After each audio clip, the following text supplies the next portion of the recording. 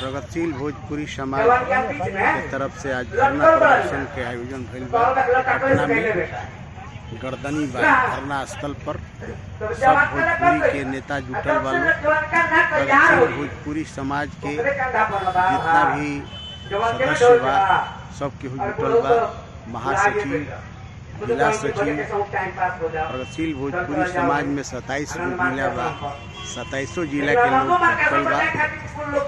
भोजपुरी भाषा के संवैधानिक मान्यता खातिर के सब के धरना देता कि भोजपुरी भाषा के संवैधानिक मान्यता मिले। साथे साथे प्राउटिस सर्व समाज समिति के भी समर्थन बा भोजपुरी समाज के लोगन के।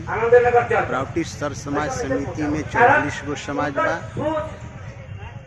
हर जगह के हर भाषी लोग इजा पहुँचल बा। जैसे नागपुरी समाज के लोग बा, बघेली समाज के लोग बा, मगही समाज, मिथिला समाज, अंगिका समाज, तमाम समाज के लोग 44 समाज के लोग बा।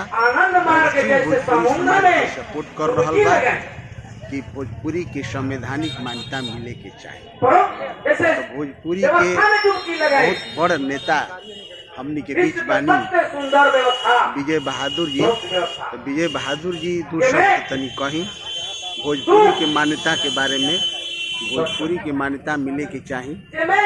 तो यहाँ से हम आग्रह करब कि भोजपुरी के मान्यता मिलल चाहिए। एकरा खातिर के रउआ कुछ कहीं बोली। भोजपुरी की मान्यता खातिर भोजपुरी हमारे मतारी का भाषा है। ये भाषा से, ये मतारी के बोली से फलनी फूलनी इतना बड़ा भैली। ये माता के बोली के कोई उपहास करी क्योंकि हम बर्दाश्त नहीं करो। और एकरे बाद आज जो सरकार बनल बाटे पूरे विश्व का पूंजीवादी व्यवस्था बा। पूंजीवादी व्यवस्था बा एकरा के नहीं जा चाहत कि ई पूंजीवादी व्यवस्था रहे।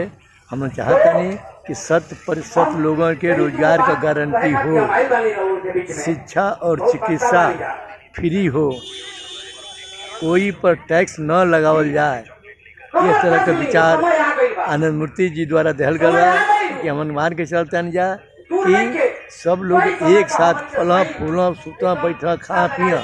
जाति पाति के रिश्ता तोड़ा। जाति पाति का रिश्ता जो लादल गया बा समाज के तरफ से सबसे गंदा बात बा। और फूट का एक घर बा, लड़ाई का झगड़ा का एक तरीका बा। ऐसे ये सबके समाज के हटा के नए समाज का निर्माण हुई। जो से निर्माण से सब लोग फला फूला कोई न जाने कि हम गरीब हैं हम धनी। बहुत बहुत धन्यवाद देता नहीं रउआ के। बहुत बढ़िया बात बतियौनी।